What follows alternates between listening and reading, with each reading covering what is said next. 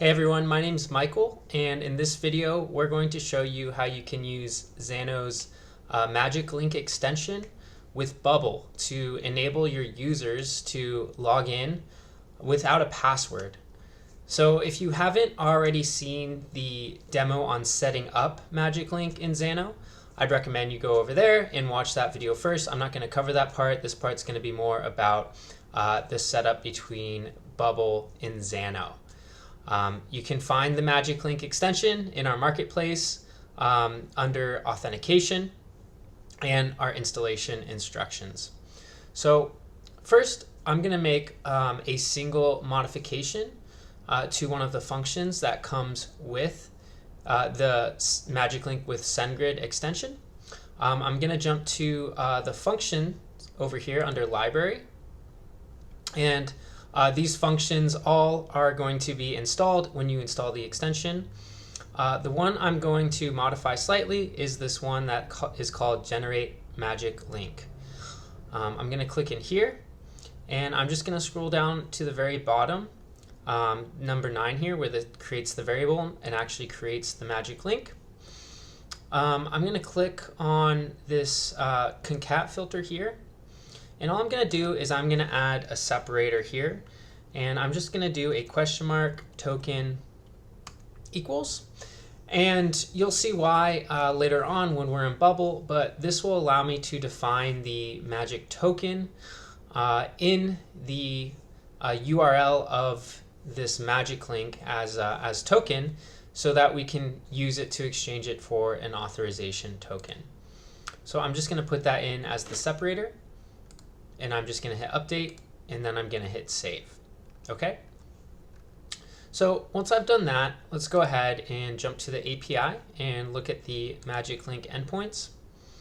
So what we're going to first do is hit this auth Magic Link endpoint. Okay? And that's going to actually take in your user's email address as an input. They're going to submit that. It's going to email them with that magic link. They're going to click that link, and then they're going to be redirected back to your Bubble application, where they will trigger this post endpoint right here, which is actually going to take that magic link, grab that token from it, exchange it for an authorization token, and authenticate your user.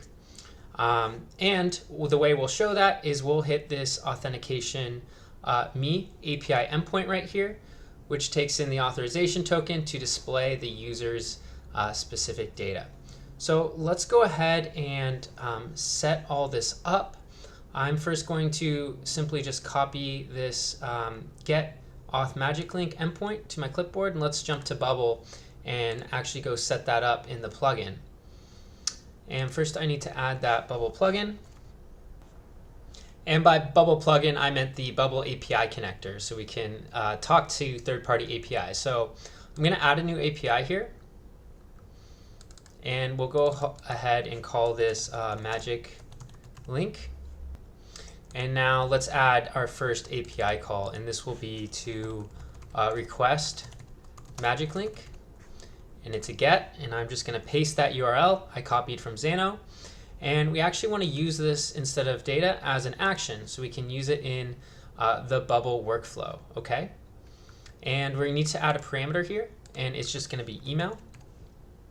And the value I'm going to put in here, I got to make sure to uncheck private. And then the value I will put in here will be an actual email address where we can send that magic link, so that of one of your users, ideally yourself, so you can test it out. And then we can go ahead and initialize the call. And when we do that, we can see we get everything back. So I'll go ahead and hit save. Let's go ahead and add another API call. We'll call this login with Magic Link. This one's going to be a post. And let's go ahead and grab that back from Xano. So we want this post auth magic login. I'll copy that to my clipboard, come back here, and paste this in. And this is going to be action right here. And then right here we need to get the body parameters. So the way to do that, we can jump back to Xano. We can open up the run and debug of this endpoint, and we can simply just copy this and paste this in as a parameter here. And here we want to make sure to put in a value here like token. And to initialize this call, we'll actually need to get a valid value here. Always make sure to uncheck private. So the way to do that is we can go back to Xano and run that function, or if you will, that generates that magic link, that one we edited earlier. So if we come into here and we go to run and debug this, and I put in my email address because I'm already a user in this workspace here, and I hit run, we can see that after that question mark token, here is the magic token right here. So we can grab all of this, okay, go ahead and copy that, and then when we can jump back to Bubble and paste that in as the value here. And now we can initialize the call, and we can see that generates a valid authorization token by inputting that magic token. So we'll go ahead and hit save. And let's add one final API call here. And this will be the authenticated me. And this is a get. We'll use this one as data. And let's just jump back to our API here. Go to this auth me endpoint, this get, and I'll just copy that endpoint. And we'll just paste this in. And this one, because it requires authentication, is going to take a header. So right in here, we want to say authorization, and then bearer. And then make sure to uncheck private, always very important. This will allow us to make this authorization token dynamic in Bubble. So let's go ahead and grab a auth token, and we can very easily get that in Xano. You just hit this run and debug button, hit this auth token style on an authenticated endpoint, and then I'll grab it for myself, user one, and we can copy that whole auth token to our clipboard, and I'll go ahead and bounce back here, paste that in, and we can initialize the call, and then make sure to save that data. So now that we have our 3 API endpoints set up that we need, let's go ahead and I'm going to jump to the design. And I've already created this simple input here that allows your user to input their email and then hit this button to actually send the link to log in. So let's go ahead and start edit the workflow on this button here. So when I open this up, when the button is clicked, we can click here to add an action. And if we go to plugins, we'll see that API endpoint that requests the magic link. So let's go ahead and actually select that. And then the parameter here, instead of this hard-coded email, let's go ahead and select insert dynamic data, and we'll do the inputs emails value, okay? And that's all we need. That's on a click, okay? So the next important part is making sure we have the correct redirect URI, so that when that link is generated, it has the place that you want to redirect to your Bubble app, that correct screen. Okay, now the way we can actually find that out is we'll create another page here, and I've already got one created called authenticated page. And if we go ahead, look at the design, I'm just going to display values from the user table that pertain to the specific user.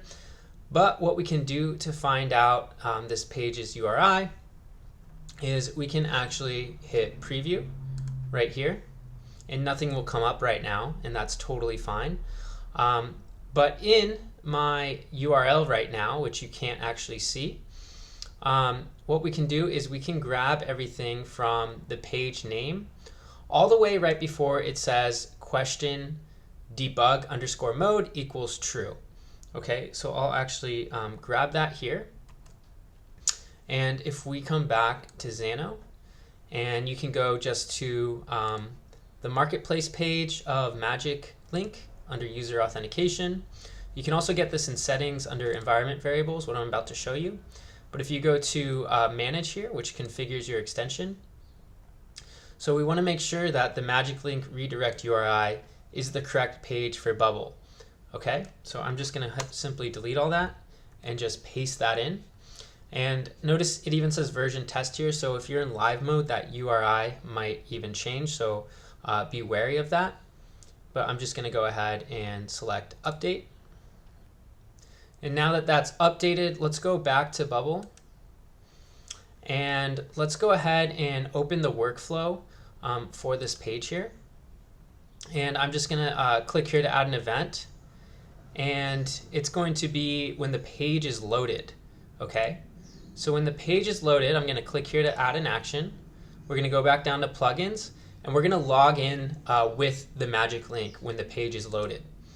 Okay, so right here, instead of token, what I'm going to do is I'm going to insert dynamic data, and then I'm going to go to get data from page URL. And then remember where in the beginning where we did that question mark token equals in the generate magic link function. So right here I can define token as the parameter name, and Bubble will know that that's a parameter. It'll ignore the question mark and equal sign, and it'll grab that magic token to be inputted here for this API call.